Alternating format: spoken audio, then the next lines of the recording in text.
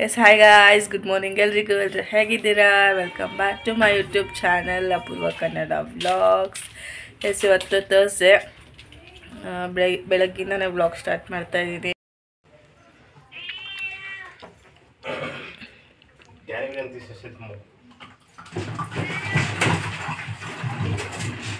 Good morning ಚಿನ್ನಿ. Time ಆಗಿಲ್ಲ ಸ್ಕೂಲ್ಗೆ.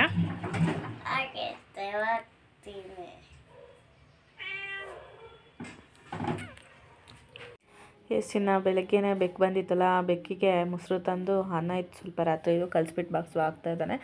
ಆ ಬೆಕ್ಕು ಮೊಸರನ್ನ ತಿನ್ನತ್ತೆ, ಬಿಟ್ಟರೆ ಹಾಲು ಅನ್ನ ಏನೂ ಕುಡಿಯಲ್ಲ ಗೈಸ್. ನೋಡಿ, ಮೊಸರನ್ನ ಬೆಳಗ್ಗೆನೇ ಆಗ್ತಾ ಇದ್ದಾನೆ. ಅದಕ್ಕೆ ಇನ್ನು ಫ್ರೈಡ್ ರೈಸ್ಗೆ ಏನೇನು ಐಟಮ್ಸ್ ತೊಗೊಂಡಿದ್ದೀನಿ: ಕ್ಯಾರೆಟು, ಬೀನ್ಸು, ಈರುಳ್ಳಿ, ಮತ್ತು ಕಟ್ ಮಾಡಿ ಇಟ್ಕೊಂಡಿರೋ ಶುಂಠಿ, ಬೆಳ್ಳುಳ್ಳಿ, ಕರಿಬೇವು, ಕೊತ್ತಂಬರಿ ಸೊಪ್ಪು ಇಷ್ಟು ತೊಗೊಂಡಿದ್ದೀನಿ ಐಟಮ್ಸು.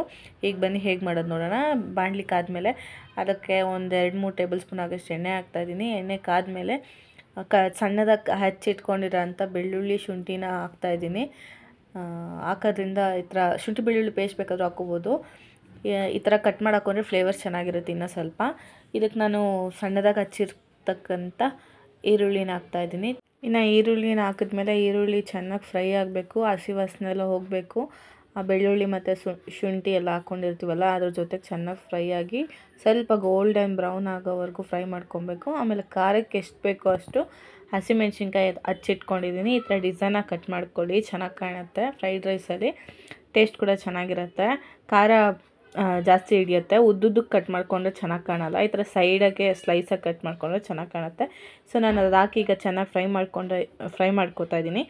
ಈಸಿ ಆ್ಯಂಡ್ ಕ್ವಿಕ್ಕಾಗಿ ಮಾಡ್ಕೊಳ್ಳೋ ಅಂಥ ರೆಸಿಪಿ. ಯಾವುದೇ ಥರ ಸಾಸ್ ಯೂಸ್ ಮಾಡ್ದಿರ ವೆರಿ ಟೇಸ್ಟಿಯಾಗಿ ಮಾಡ್ಕೊಳ್ಳೋ ಅಂಥ ರೆಸಿಪಿ ಇದು. ತುಂಬ ಟೇಸ್ಟಿಯಾಗಿರುತ್ತೆ ಇದು.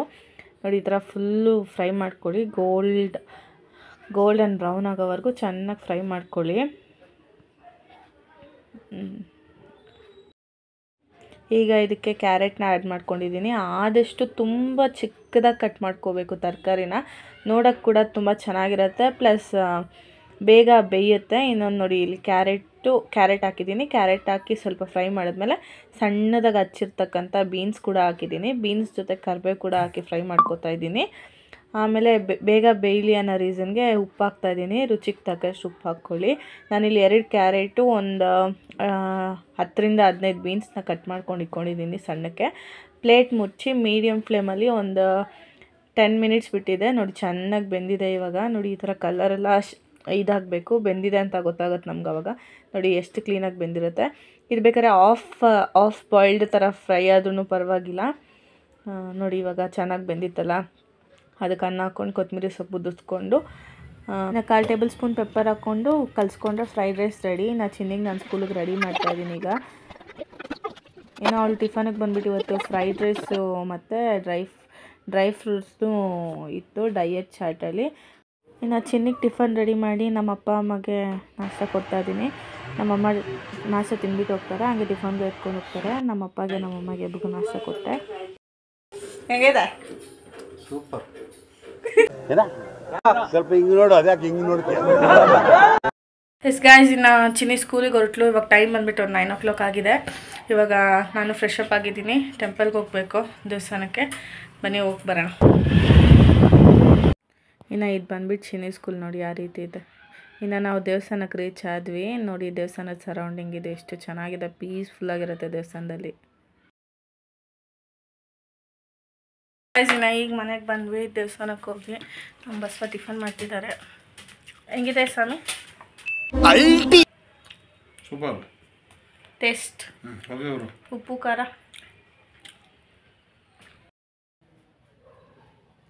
ಇಸ್ಕಾಯ್ಸ್, ಇವಾಗ ನಾನು ತಿನ್ನುವಂತಹ ಸಮಯ. ನಾನು ತಿಂದು ಟೇಸ್ಟಿಯಾಗಿದೆ ಅಂತ ಹೇಳ್ತೀನಿ.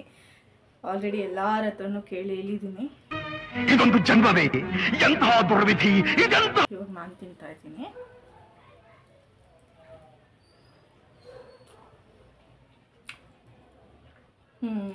ಸಕ್ಕತ್ತಾಗಿದೆ, ಚೆನ್ನಾಗಿದೆ. ಟ್ರೈ ಮಾಡಿ. ಇನ್ನು ಇದಕ್ಕೆಲ್ಲ ಸಾಸ್ ಎಲ್ಲ ಹಾಕ್ತಾರೆ. Soya sauce, white pepper, tasting powder ಅದೆಲ್ಲ ಹಾಕ್ತಾರೆ. ಅವಾಗಿನ್ನ ಚೆನ್ನಾಗಿರುತ್ತೆ. ಅದೆಲ್ಲ ಆರೋಗ್ಯಕ್ಕೆ ಒಳ್ಳೆಯದಲ್ಲ. ಫಸ್ಟ್ ನಾನು ಯೂಸ್ ಮಾಡ್ತಿದ್ದೆ ಅದೆಲ್ಲ, ಇವಾಗ ಯೂಸ್ ಮಾಡಲ್ಲ. ಇದೇನು ಗೊತ್ತಾ, ಅನ್ನ ಹಿಂಗೆ ಮುದ್ದೆ ಮುದ್ದೆ ಆಗಿರೋದು. ಬಿಸಿ ಬಿಸಿಯಲ್ಲಿ ನಾವು ಬಿಸಿ ಬಿಸಿ ಅನ್ನನ ಹಾಗೆ ಕಳಿಸಿದ್ರೆ ಮುದ್ದೆ ಮುದ್ದೆ ಆಗುತ್ತೆ. ಸೊ ಸ್ವಲ್ಪ ತಣ್ಣಗಾಗಕ್ಬಿಟ್ಟು ವೈಟ್ ರೈಸ್ನ ಆಮೇಲೆ ಮಿಕ್ಸ್ ಮಾಡಿದ್ರೆ ಉದ್ರುದ್ರಾಗಿ ಬರುತ್ತೆ.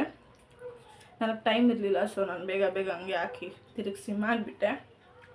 ನೀವು ಸ್ವಲ್ಪ ತಣ್ಣಗೆ ಆರಿಸ್ಕೊಂಡು ಆಮೇಲೆ ಹಾಕಿದ್ರೆ ಚೆನ್ನಾಗಿರುತ್ತೆ, ಉದ್ರುದ್ರಾಗಿರುತ್ತೆ ನೋಡಿ, ಉದ್ರುದ್ರಾಗಿ ಹಿಂಗಿರುತ್ತೆ. ಅದಕ್ಕೆ ಸ್ವಲ್ಪ ಮುದ್ದೆ ಮುದ್ದೆ ಆಗಿದೆ. ಅನ್ನ ಉದ್ರುದ್ರಾಗೆ ಇದೆ, ಬಿಸಿ ಬಿಸಿ ಹಾಕಿರೋದ್ರಿಂದ ಹಂಗಾಗಿದೆ. ಸೊ ಇವಾಗ ಊಟ ತಿಂದ್ಬಿಟ್ಟು ನನಗೋಸ್ಕರ ಸೊಪ್ಪು ಕಾಯ್ತಾಯಿದೆ, ಪಾತ್ರೆ ಕಾಯ್ತಾಯಿದೆ, ತೊಳಿಬೇಕು. ಆ್ಯಕ್ಚುಲಿ ದೇವಸ್ಥಾನಕ್ಕೆ ಪಾತ್ರೆ ಎಲ್ಲ ತೊಳೆದ್ಬಿಟ್ಟು ಹೋಗ್ಬೇಕಾಗಿತ್ತು. ನನ್ನ ಮನೆ ಕಸ ಗುಡಿಸಿ ಒರೆಸಿ ಹೋದೆ, ಪಾತ್ರೆ ತೊಳೆಯೋಕ್ಕೆ ಟೈಮ್ ಇರಲಿಲ್ಲ. ಬಿಕಾಸ್ ಬಸವ ಬೆಳಗ್ಗೆನೇ ಹೋಗ್ತಾರೆ. ಇನ್ನು ಅವ್ರು ಹೋಗೋ ಅಷ್ಟರಲ್ಲಿ ನಾನು ದೂರ ಇದೆ ದೇವಸ್ಥಾನ ನಡ್ಕೊಂಡು ಹೋಗೋಕ್ಕಾಗಲ್ಲ. ನಾನು ನಡೆಯೋದೇ ಇಲ್ಲ. ಫಸ್ಟ್ ಆಫ್ ಆಲ್ ನಡೆಯೋದು ಅಂದ್ರೆ ಕಷ್ಟ. ಅದಕ್ಕೆ ಸೊ ಅವ್ರಿರೋವಾಗೇನೆ ಹೋಗಿ ಬಂದುಬಿಡೋಣ ಅಂತೇಳ್ಬಿಟ್ಟು ಹಂಗೆ ರೆಡಿ ಆಗಿಬಿಟ್ಟು ಹೋಗ್ಬಿಟ್ಟು ಬಂದೆ. ಇವಾಗ ಪಾತ್ರೆ ತೊಳೆದ್ಬಿಟ್ಟು ದೇವ್ರ ಪಾತ್ರೆ ಎಲ್ಲ ಕ್ಲೀನ್ ಮಾಡಿಕೊಂಡು ಆಮೇಲೆ ಸಾರಿಗೆ ರೆಡಿ ಮಾಡಿಕೊಂಡು ಚಿನ್ನಿನ ಕರ್ಕೊಂಬರಬೇಕು. ಸೊ ಇಷ್ಟಿರುತ್ತೆ ಕೆಲಸ ನನಗೆ ಡೈಲಿ ಬೆಳಗ್ಗೆನೆ. ಇವತ್ತು ಚಿನ್ನಿ ಮೆನು ಬಂದುಬಿಟ್ಟು ವೆಜಿಟೇಬಲ್ ಫ್ರೈಡ್ ರೈಸು ಮತ್ತು ಡ್ರೈ ಫ್ರೂಟ್ಸು. ಸೊ ಅದಕ್ಕೆ ಇವಾಗ ಇದು ಮಾಡಿದೆ. ಇನ್ನು ನಮ್ಮಪ್ಪ ನಮ್ಮಮ್ಮ ಎಲ್ಲ ಕೆಲ್ಸಕ್ಕೆ ಹೋದ್ರು. ಒಂಥರ ಚೆನ್ನಾಗಿರುತ್ತಲ್ಲ. ಚಿಕ್ಕ ವಯಸ್ಸಲ್ಲಿ ನಮ್ಮಮ್ಮ ನಮಗೆ ಟಿಫನ್ ಕಟ್ತಾಯಿದ್ರು, ಇವಾಗ ನಾವು ಅವ್ರಿಗೆ ಟಿಫನ್ ಕಟ್ತಾಯಿದ್ದೀವಿ. ಅಪ್ಪ ಗಾಯ್ಸ್, ನಾನು ಬ್ರೇಕ್ಫಾಸ್ಟ್ ಫಿನಿಷ್ ಮಾಡಿಬಿಟ್ಟು ಪಾತ್ರೆ ತೊಳೆದ್ಬಿಟ್ಟು ಆಮೇಲೆ ನಿಮಗೆ ಸಿಗ್ತೀನಿ. ಓಕೆ, ಬಾಯ್ ಬಾಯ್. ಗಾಯ್ಸ್, ಈಗ ಸಾರಿಗೆ ರೆಡಿ ಮಾಡ್ಕೊತಾ ಇದ್ದೀನಿ. ಬೇಳೆ ತೊಳೆದಿಟ್ಟಿದ್ದೀನಿ 3 ಸಲ. ಆಮೇಲೆ ಐರನ್ ಹಾಕ್ತಾಯಿದ್ದೀನಿ. ಇದಕ್ಕೆ ಅಂದರೆ ಸೊಪ್ಪು ತೊಳೆದಿಟ್ಟಿದ್ದೀನಿ, ಈರುಳ್ಳಿ 1, ಖಾರಕ್ಕೆ ಎಷ್ಟು ಬೇಕೋ ಅಷ್ಟು ಮೆಣಸಿನ್ಕಾಯಿ, ಆಮೇಲೆ 2 ಟೊಮೆಟೊ, ಬೆಳ್ಳುಳ್ಳಿ. ಈಗ ಸೊಪ್ಪು ಹಾಕ್ತಾ ಇದ್ದೀನಿ. ಸೊಪ್ಪು ಕಮ್ಮಿ ಇದೆ, 4 ಜನಕ್ಕೆ ಬೇಕು ಸಾಂಬಾರು. ರಾತ್ರಿಗೆ ಮಧ್ಯಾಹ್ನಕ್ಕೆ 2 ಟೈಮ್ಗೂ ಸೇರಿ ಮಾಡ್ತಿದ್ದೀನಿ. ಸೊ ಬೇಳೆ ಜಾಸ್ತಿ ಹಾಕ್ಕೊಂಡಿದ್ದೀನಿ. ಒಂದೇ ಕಟ್ ತಂದಿದ್ದಾರೆ ಬಸವ. ಈಗ ಇದನ್ನು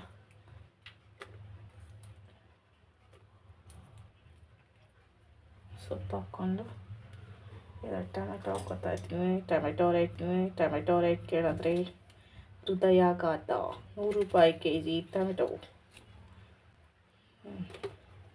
ಟೊಮೆಟೊ ಕಟ್ ಮಾಡಿ ಹಾಕ್ಕೊತಾ ಇದ್ದೀನಿ.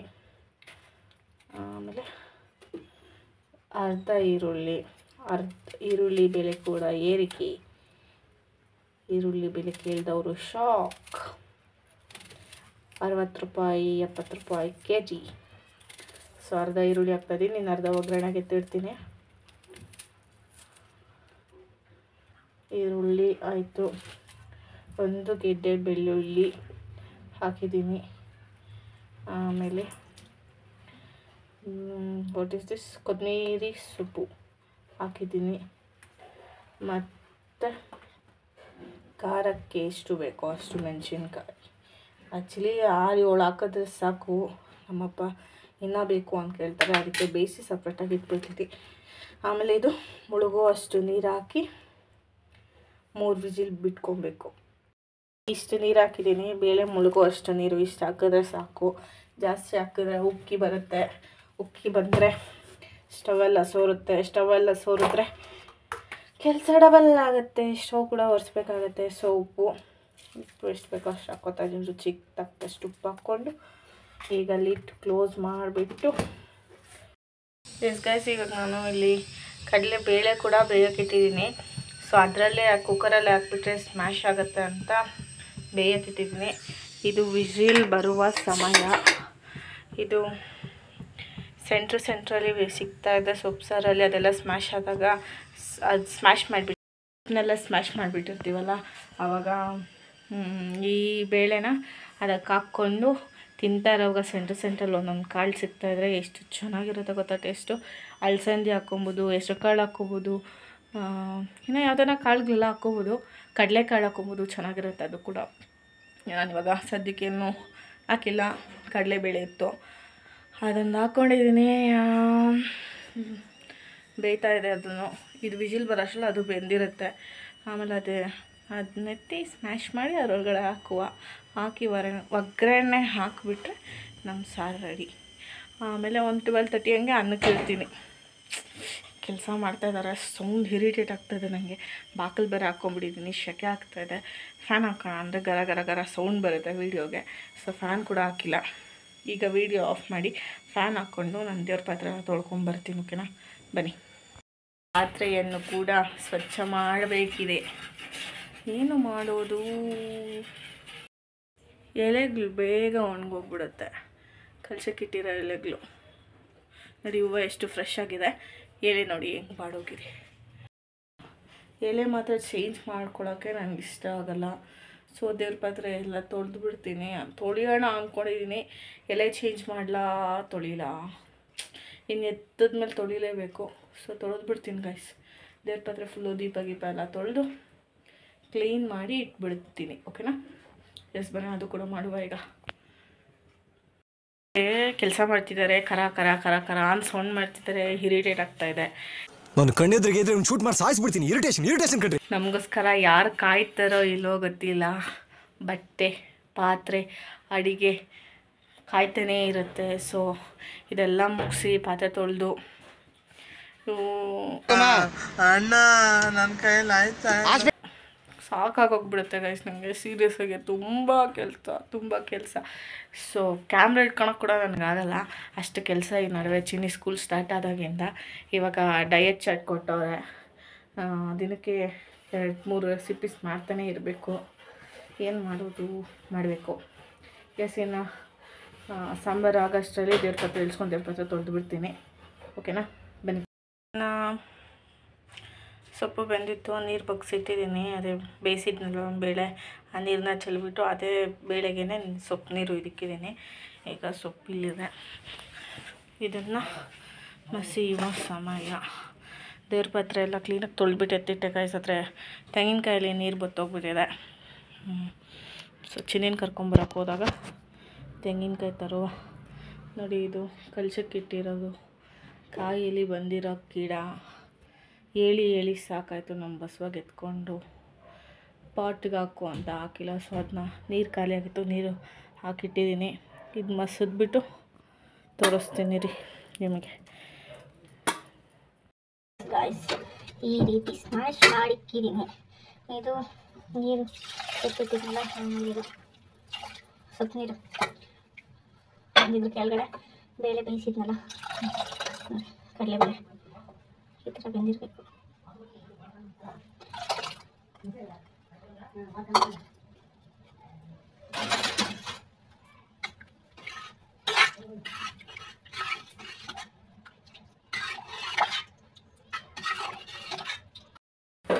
ಒಗ್ಗರಣೆಗೆ ಈರುಳ್ಳಿ, ಕರಿಬೇವು, ಆಮೇಲೆ ಒಣಗಿರೋ ಮೆಣಸಿನ್ಕಾಯಿ, ತೊಳೆದು ಜಜ್ಜಿ ಇಟ್ಟಿರೋ ಬೆಳ್ಳುಳ್ಳಿ, ಸಾಸಿವೆ, ಜೀರಿಗೆ. ಸೊ ಅದೇ ಬಾಂಡಿನ ಕಾಯಕ್ಕಿಟ್ಟಿದ್ದೀನಿ. ನೀರಾಗಿ ತೊಳೆದು ಸ್ವಲ್ಪ ಮೇಲೆ ಆಮೇಲೆ ಅದಕ್ಕೆ ಎಣ್ಣೆ ಹಾಕ್ತಾ ಇದನ್ನು ಒಂದು 2 ಟೇಬಲ್ ಸ್ಪೂನ್ ಆಗೋಷ್ಟು ಎಣ್ಣೆ ಕಾದ್ಮೇಲೆ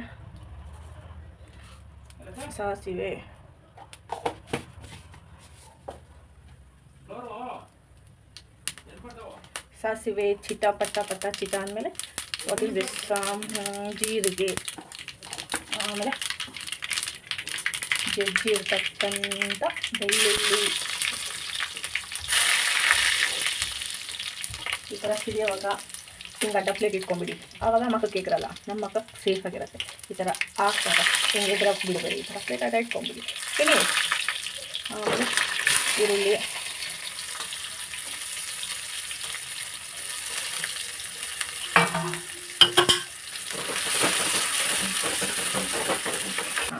ಆಮೇಲೆ ಇಲ್ಲಿ ಎಗಿರಿರ್ತಕ್ಕಂಥ ಎಕ್ಸ್ಟ್ರಾ ಇದನ್ನು ಒರೆಸ್ಕೊಂಡ್ಬಿಡೋಣ ಒಂದು ಬಟ್ಟೆ ಎತ್ತಿ. ಆವಾಗ ಚೆನ್ನಾಗಿ ಕಾಣಿಸುತ್ತೆ ಕ್ಯಾಮ್ರಾದಲ್ಲಿ. ಅದಕ್ಕೆ ಅದಾದಮೇಲೆ ಇದಕ್ಕೀಗ ವಾಟ್ ಈಸ್ ದಿಸ್ ಕರಿಬೇವು, ಕರಿಯಲ್ಲಿ ಇದನ್ನು ಚೆನ್ನಾಗಿ ಬಾಡಿಸಿಕೊಳ್ಳುವ ಈ ಥರ. ಆ್ಯಂಡ್ ಇವಾಗ ಕೈ ಆಗಿದೆ ಈರುಳ್ಳಿ. ಸೊ ಏನು ಮಾಡುವ ಇವಾಗ ಈ ಸಾಂಬಾರು ಇದೆಯಲ್ಲ ಇದನ್ನು ಹೀಗೆ ಒಂದು ಸ್ಪೂನ್ ತೆಗೆದುಕೊಂಡು ಹೀಗೆ ಹಾಕಿಬಿಡುವ ಈಗ ಹಾಕಿಬಿಡುವ ಕಲಿಸಿಬಿಡುವ.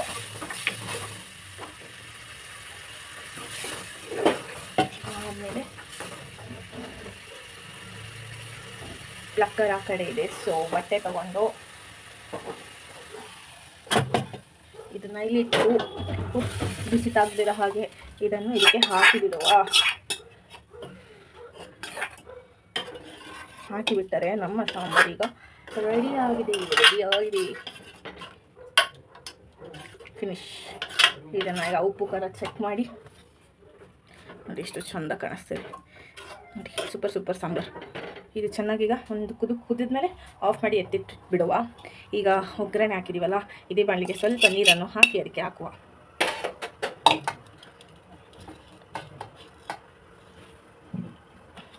ಜಾಸ್ತಿ ಬೇಡ, ಚೂರೇ ಚೂರು ಗೊತ್ತಿದೆ. ಸಾಂಬಾರು ಅಂತಿದೆಯಲ್ಲ ಅದೆಲ್ಲ ಬಂದಿರಲಿ ಅಂತ ಚೂರು ನೀರು ಆ ನೀರನ್ನು ಕೂಡ ಈ ಥರ ಹಾಕುವ. ಆಮೇಲೆ ಇದೇ ಬಾಣಲಿಗೆ ಸ್ವಲ್ಪ ನೀರು ಹಾಕಿ ತೊಳೆದು ಎಣ್ಣೆ ಹಾಕಿ ಹಪ್ಪಳ ಸುಟ್ಕೊಂಡು ತಿನ್ನುವ. ಅಷ್ಟೇ, ಬಿಸಿ ಅನ್ನ ಮಾಡುವ. ಸಾಂಬಾರು ರೆಡಿ ಆಗಿದೆ ಗೈಸ್. ಫಿನಿಶ್ ಸಾಂಬಾರು. ಒಂದು ಕುದಿ ಬಂದಮೇಲೆ ಆಫ್ ಮಾಡಿಬಿಟ್ರೆ ಆಗೋಯ್ತು ಸಾರು. ಇನ್ನು ದೇವ್ರ ಪಾತ್ರೆ ತೊಳೆದಿಟ್ಟಿದ್ದೀನಿ, ಹಾಗೆ ಮನೆ ಪಾತ್ರೆನೂ ತೊಳೆದಿಟ್ಟಿದ್ದೀನಿ. ಹಾಲು ಕಾಯಿಸ್ಬೇಕು. ಸೊ ಪಾತ್ರೆ ಎತ್ಕೊಂಡಿದ್ದೀನಿ ಹಾಲು ಕಾಯಿಸೋಕ್ಕೆ. ಹಾಗೆ ಹಿಂದೆ ಬಂದರೆ ನಮ್ಮಪ್ಪ ಬಟ್ಟೆ ಸಿಕ್ಕಿದ್ದಾರೆ. ನಾಳೆ ಕೆಲ್ಸಕ್ಕೆ ಹಾಕ್ಕೊಂಡು ಹೋಗೋದಂತೆ, ಹೋಗುತ್ತೆ ಬಿಡು ಅಂತ ಹೇಳ್ತಿದ್ದಾರೆ. ಸೊ ಹಾಲು ಕಾಯಕ್ಕಿಟ್ಟು ಬಟ್ಟೆ ಹೋಗಿದ್ದೀನಿ. ಅಷ್ಟರಲ್ಲಿ ಒಂದು ಶರ್ಟು ಒಂದು ಪ್ಯಾಂಟ್ ಇದೆ ಅಷ್ಟು guys. White shirt white pant, car ಡ್ರೈವಿಂಗ್ದು. ಇನ್ನು ಅಷ್ಟರಲ್ಲಿ ಹಾಲು ಕಾಯುತ್ತೆ. ಹಾಲು ಕಾದ್ಮೇಲೆ ಕಾಫಿ ಮಾಡಿ, ಇನ್ನು ಅದೇ ಕಾಯಿ ಇದರಲ್ಲಿ ನೀರಿರಲಿಲ್ಲ ಅಲ್ವಾ, ಸೊ ಅದಕ್ಕೆ ಕಾಯಿ ತರಿಸಿದ್ದೆ. ಇನ್ನು ಕಾಯಿನ ಕ್ಲೀನ್ ಮಾಡಬೇಕು. ಜುತ್ತೆಲ್ಲ ಸ್ವಲ್ಪ ತೆಗೆದುಬಿಟ್ಟು ಒಂಚೂರು ಕುಂಕುಮ ಇಕ್ಕಕ್ಕೆ ಸ್ಪೇಸ್ ಮಾಡ್ಕೊಬೇಕು. ಚೆನ್ನಾಗಿದೆ ಕಾಯಿ ರೌಂಡಾಗೆ. ಇನ್ನು ಬಟ್ಟೆ ಒಗೆದು ಟೀ ಕುಡಿದು ನೆಕ್ಸ್ಟ್ ಆ ಕೆಲಸ ಮಾಡೋಣ. ಬನ್ನಿ. ಗೈಸ್, ಇನ್ನು ದೇವ್ರ ಪಾತ್ರೆ ಕೆಲಸ ಆಯಿತು. ಹಾಲು ಕಾಯ್ತಾ ಇದೆ. ಕಾಫಿನೋ ಟೀನೋ ಮಾಡ್ತೀನಿ. ನಮ್ಮ ಅಪ್ಪನ ಬಟ್ಟೆ ಒಗ್ದಾಯ್ತು. ದೇವ್ರ ಮನೆ ಕ್ಲೀನ್ ಮಾಡಿಬಿಟ್ಟು ಏನೋ ಒಂಥರ ಲಕ್ಷಣ ಇರೋ ತೋರಿಸ್ತೀನಿ. ನೋಡಿ ಗೈಸ್, ಫುಲ್ ನಾಳೆಗೆ ಪೂಜೆಗೆ ಎಲ್ಲ ರೆಡಿ ಮಾಡಿಟ್ಟಿದ್ದೀನಿ. ಇನ್ನು ಈ ವಿಡಿಯೋನ ಇಲ್ಲಿಗೆ ಎಂಡ್ ಮಾಡ್ತೀನಿ. ಯಾರಿಗೆಲ್ಲ ಇಷ್ಟ ಆಯಿತು, ಯಾರೆಲ್ಲ ಕೊನೆವರೆಗೂ ನೋಡಿದ್ದೀರಾ, ಥ್ಯಾಂಕ್ ಯು ಸೋ ಮಚ್. ಯಾರಿಗೆಲ್ಲ ಇಷ್ಟ ಆಯಿತು please like, share, comment, subscribe. Thank you for watching. See you in the next vlog. Bye bye.